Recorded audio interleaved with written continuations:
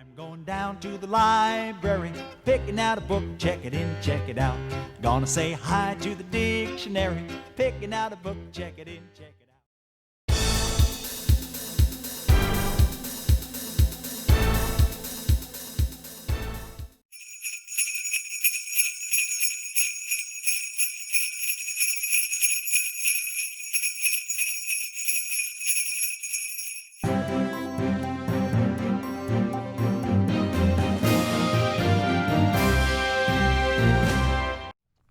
Hey, this week we have an awesome announcement from the city of New Holstein. Santa is going to be touring the streets of New Holstein in a fire truck on Saturday, December 12th and 19th from 6 to 8 p.m. both of those nights. So turn on your lights and welcome Santa. And there is a map published on City Hall's website or on their Facebook page. And I know a bunch of people have been sharing it as well, Chamber, the library. And so you can check out that map and kind of see what the route is going to be. And there will be some prize drawings as well. So if you check into one of those Facebook posts or go to City Hall's website, there's a way to enter electronically as well. And then those baskets will come just in time for Christmas. So get out there and see Santa Saturday, December 12th or Saturday, December 19th from 6 p.m. to 8 p.m.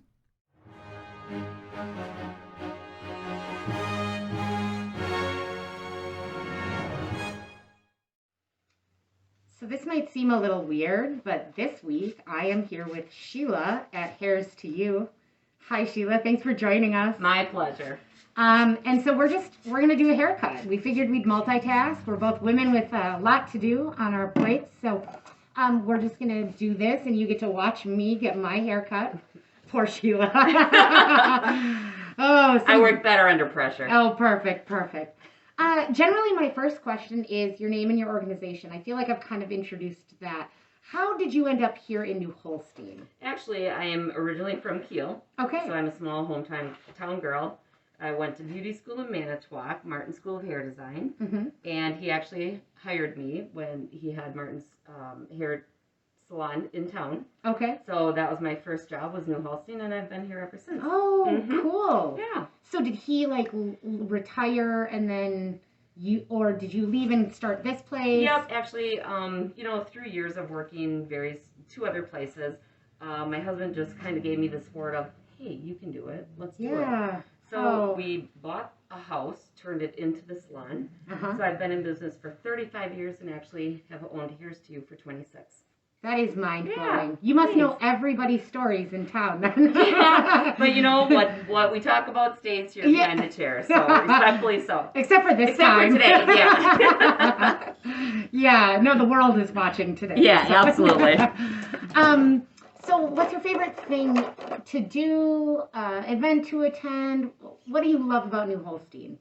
You know, I like the small town feeling. I like the closeness of it. Yeah. I love it when I can say to Carol, the mail lady, hey, can you check the postage on this? Or can you put a stamp on this? Yeah. Sure, Sheila. Or do you know so-and-so's address? Yep, it's, the small town feeling. Mm-hmm. I think is great. I think we're very spoiled with the businesses, the restaurants. So I really couldn't pick out a favorite. But I think it is important to stay local. I agree with that. Yeah. Mm-hmm. Yeah. Same where, I had come from a really small town, 1,200 people actually, and kind of moved about. And then in my later adult life, I hit 30, and I think for me it was I need to get back to that small town feel. Exactly like you said, you know everybody. I feel like your needs can get met so much easier, and that's so awesome. Now, I just have a quick question for you. Yeah. We did the consultation for the haircut before, but where do you like your part? Oh, my part just kind of naturally happens. Okay. It's sort of like a mess up thing. To the side? Okay. Yeah, it is always the side, though. Okay, so I'll do it naturally where it falls in. Sounds good. Okay. Yeah. Just had to get that in there. So. Oh, no, that's... I'll probably edit and patch this sounds together. Good. You're going to keep... Becca Mosier and I spoke, and we're friends as well, so then... It just ended up, we went all over the place. Did you? And I just cut a big old chunk out and then put the extended interview on. Okay. So, yeah. You can stop anytime, or when you accidentally cut something and we need to... That won't happen. I'm kidding. You've been doing it so many years. When we did our consultation, I actually said, "You're the hair artist here. I trust you." Like, thank you. I never know what I want, and I think you have the better eye for, like, you understand my hair as well as I could, if not better. Yeah, thank you for that. I appreciate that. Of course. And that's what I love about small towns. Yeah, absolutely. You have your person, they start learning your needs. Yeah. So I do always ask, like, pretty personal questions. Because part of this is to really get to know our community members. And I think you've probably seen with COVID, like, some of what we've lost is that in-person interaction. Although yours is different here. So tell me about that. Like, what's going on with your business here since March? Okay, so since March, when I was deemed non-essential and had to close for 9 weeks, I really I was surprised how it really affected me personally, as I really missed my clients. I missed being here. I love what I do. And that was really mentally hard. It was great to hear from clients, sending texts or phone calls, and that kind of kept me alive. So the effect of COVID now, since we've been open, and respectfully so, I understand people maybe are working in their homes now. Right. So we don't really need that color in 4 weeks, right? Because we're just in a bedroom that's now our office. Right. You know, embrace the gray, right? Exactly. Yep, we're embracing it. So little, the effects of that. Maybe now, as of late, it's the effects of, sorry, I have to cancel. I'm in quarantine, or I have COVID. And I just say thank you for calling. You've got an extra prayer now that you're going to be healthy, and we'll reschedule at a later date. But we're a salon that, we move forward, we make it through, everything will be okay. Yeah, so. There must be a little element that's nice. First of all, I totally identify with that feeling at the beginning of, like, not being able to see your clients. Similarly, the library closed the doors, and so we were answering phone calls, and that's about it, and not seeing the patrons. Right. It was almost funny to hear people call and say, like, act like we were excited to be closed. Yeah, people were mad at us, and it was like, I am equally unhappy, and we were just trying to do what was right, or what was, what we were being told was best. Yep. It was devastating on us. And or, it was hard actually the clients who were like, oh gosh, I turned into this cleaning wizard, right? Yeah. And polishing woodwork, and I never realized how much woodwork was in my house until I really took the time to polish it all. But, and I understood there, like, wow, I wish I had the time off to do what you're doing. Right. Yet I didn't want the time off to do. Do you know what I'm saying? I totally know. But I respect everybody's thought process on it. Oh, of course. And we all still wanted to work. So it's just a really funny situation to be in, where you felt this strong mental effect of being away from your patrons. Absolutely. But since you own your own business, is it a little bit easier than when you get cancellations, because you can be a little flexible, or is that still, is it really impacting? Because, like, if you have a whole day of cancellations, what do you do? I do feel it's impacting. Yeah. I'm so sorry. And Andrea Miller works for me. She's 10 years vested here with me. And sadly, right now, she is home with COVID as well. They're doing well. Good. Okay, and she'll be back next week. So, we work together as a team. She covered me. I cover her. Yeah. So there's an effect, but we have to stay strong. We have to stay tough, and we have to get through this. So totally. And we will. Yeah, I agree. I do. I kind of have talked with each guest, and I don't know, I think maybe you and I are similar in that, like, being mindset people. It's about your mindset. And so that mindset of resiliency, of we can get through this, and embracing the things that it does bring out, like a stronger sense of local community. I really, maybe it's just that I'm paying more attention. True. But I have just felt this renewed sense of small community. What Absolutely. Can we do here locally for one another? Absolutely. And, the support that we can give each other. I've had recently clients who have come from farther away, but they still come home to get their hair cut. Yeah. And one that really sticks in me was a young girl with a young husband and family. and they were not coming home for the Thanksgiving. Mm-hmm. And her voice cracked when she called, and this went into just tears and sobs on the phone.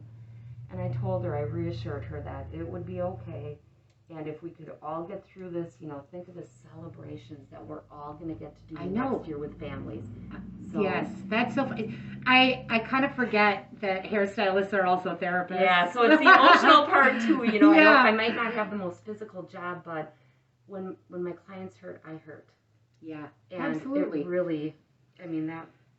No, we are seeing, oh, sorry about that. Nope, got it. We are seeing and feeling many similar things. Just, you also in that service industry where you serve people directly, you see that sometimes you might be the only one who, the only point of contact of a person for a while. Which is true as well. Yeah. Right. And, it made me feel good when people are, I'm staying home, I'm only going to the grocery store and to get my hair cut. Right. That they feel safe here. Totally. And, I've always run the salon with safety and sanitation first. Mm-hmm.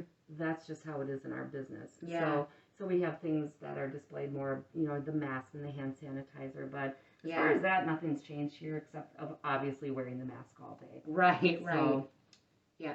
At first I was really struggling with that. My skin just did not like the moisture on it for 9 hours a day. Oh, finally I think we got some balance here. Yeah. Same with the mental stuff, it's like finding, just took some time to get the balance. We had briefly talked before we started recording about having both gone through COVID. When did you, September was it also? I was in October. October, Yep. yeah. So I had it in September. I quickly regained my taste and smell. But a lot of that stuff was like true mental work to get through. Right. And you had mentioned you still can't. Still. So I'm going on 6 weeks with no smell or taste, and I do get the mental aspect of that. Yeah. In the beginning, I was pretty down about it. Yeah. And finally, I had to realize that I'm healthy. Mm-hmm. I wasn't in the hospital. Mm-hmm. I worked through COVID. I would say a minor case, but I was scared because of breathing, different situations. Mm-hmm. I agree. It felt scary at moments. Right. Of like how, and for me it was a roller coaster. Totally. So like one day I would be claiming, I'm feeling so much better, and then by later in the day it was like a delusional almost. Or by 8 or 8:30 I'm ready for bed. Yeah. It's like absolutely. Wow. Yeah. And the mindset of how we're creatures of habit. Mm-hmm. So one morning, even though I can taste my coffee, I still had my coffee. Yes, same. And I was putting my creamer in, and I was like, gosh, I'm out of creamer. Uh-huh. Who cares? Yeah. I can't taste it anyway. I was like, oh, wait, that's right. Yeah. Or I was cutting an onion, and I was just crying a river. Yep. But I couldn't smell it. Yeah. Weird. So, Same. I'm trying to find things kind of humorous. Oh, absolutely. I still enjoy cooking. Mm-hmm. I'm living my every bite through my husband's taste buds, asking how that is. So. Is he good at that? And my husband is like the worst food reporter. Yeah, he's okay. It's just like, it's good. Like never excited and never disappointed. Yeah, always. Well, I love cooking, so he's pretty much stuck with it. Yeah, so. no, well, same. I'm really into food. One of my standard questions tends to be, who would you sit down with a meal with and what would it be? Just because I love food so much. And it is a hard question. Do you have any favorite foods to cook? I love making soups. I love making different pastas. Comfort stuff, huh? Yeah, more that than the baking part of it. Oh, same, because baking is measuring and cooking is art to me. Right, yeah. Who would I sit down with? I guess my husband and my family. Yeah. I'm just, that's where I'm at. So. Yeah, totally. And I love cooking for friends or sitting around a campfire and bringing out trays of food. And you know what? We're going to get back to all of that too. We will get through this. So. And that's what I love about food is that sharing aspect, that it's like an equal playing field across the world. Yeah. We all need to eat. Yep. We all sit down over food, and whether we eat it differently or And it relaxes me to be in the kitchen. Yeah. It's kind of a stress relief for me to be in the kitchen. So I just thoroughly enjoy it. Yeah, me too. I know that you have traveled a lot. Yes. Do you have any favorites, like from any food style favorites from traveling? Ooh, wow. That's a loaded question because everywhere. I love to experience any new foods when I travel because I think that's what it's about. Yeah, same. Now, the food on the mountain, I did climb Kilimanjaro. Yeah. And you would think, gosh, what did you eat? And the porters on the mountain, it was phenomenal, the food that they would make. From Seriously? Fish and chicken, and they'd have snacks of popcorn and fresh fruit. And, the reality of that, the porters had to carry everything right. that we made, that they would make. Yeah. And it was just phenomenal. So the food from Africa was just amazing. So and not to diminish because I do love African cuisine, but we did a lot of mountain climbing when I lived in Jackson, and we'd bring family out, and I would be the porter and carry a 60-pound bag of, you have all the gear and stuff, but then absolutely we'd bring fresh meats and cheese and bread, and that same meat and cheese and bread does not taste the same at the bottom of a mountain as it does when you have just climbed. Absolutely. 8 miles and Truth in that. And actually, speaking, we had kind of touched on that before. When having COVID and feeling not so great those days, I would actually make myself get up, put my shoes on, and get out and take a walk. Yes. And I mean, when I was off, it was windy, it was cold, it was crappy out, and I kept saying to myself that if you can climb a mountain, you can get down in the driveway and take a walk and try to get some air in your lungs and feel better. So right, yeah, and that is that same mindset stuff, because I similarly, it was sheer will to get me to drag myself out of bed, and I had to get that fresh air. I had to. Yeah. I felt that, mentally, spiritually, it had to happen. Definitely.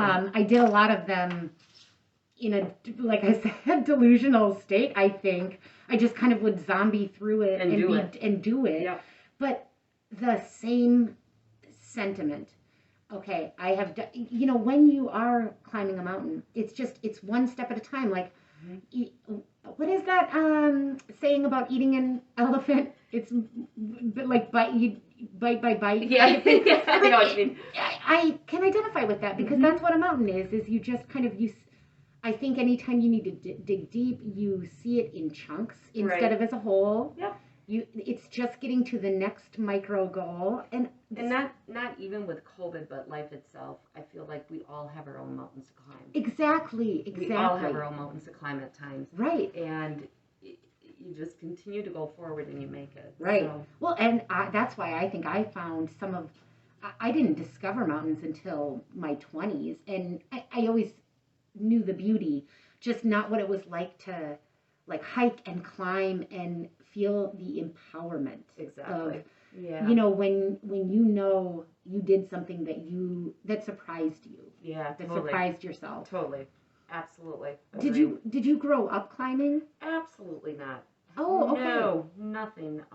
Not at all. Yeah, but it was my dad. Right, because my dad, he had the travel bug. Yeah. So when he semi-retired, we had traveled together to Africa, and it was that trip. He said, I want to climb Mount Kilimanjaro. Mm-hmm. So long story short, he did ask me to join him, and that was my really first experience.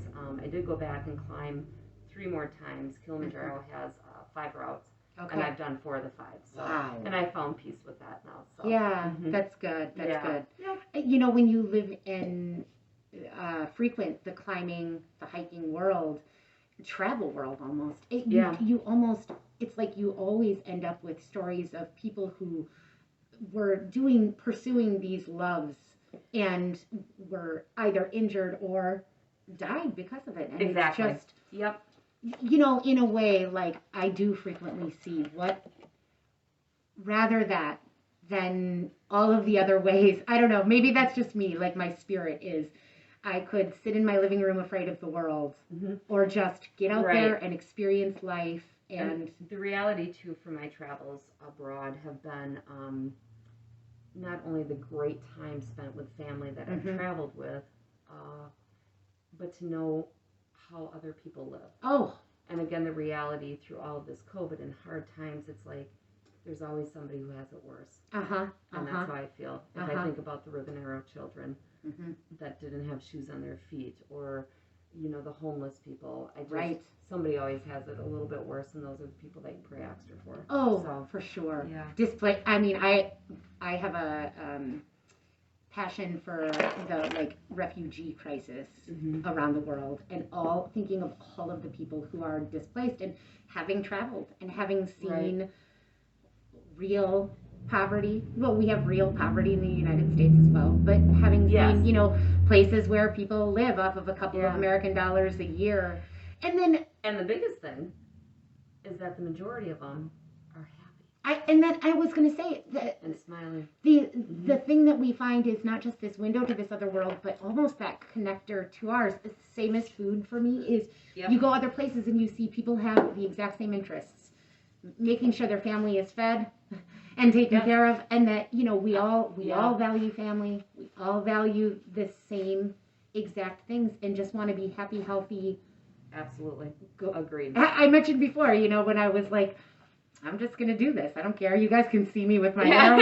You know, we're all sort of just bumbling through life. Absolutely. And I really believe that's what I love about a small community too.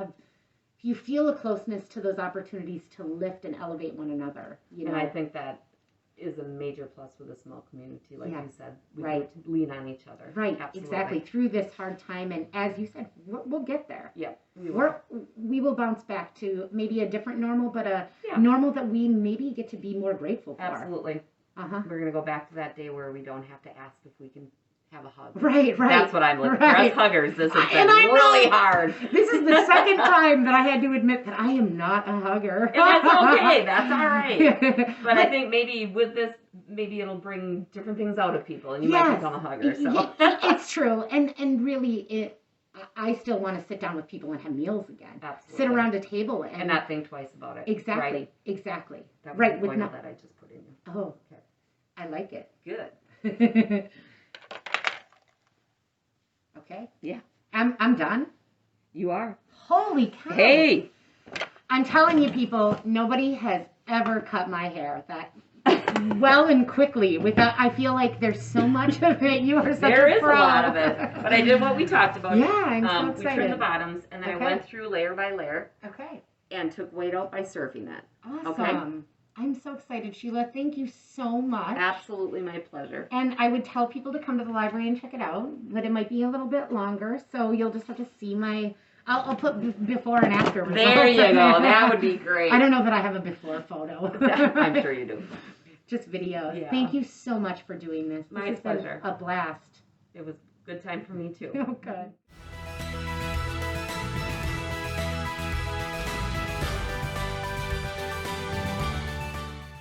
Everyone, it's my turn again for the favorite segment.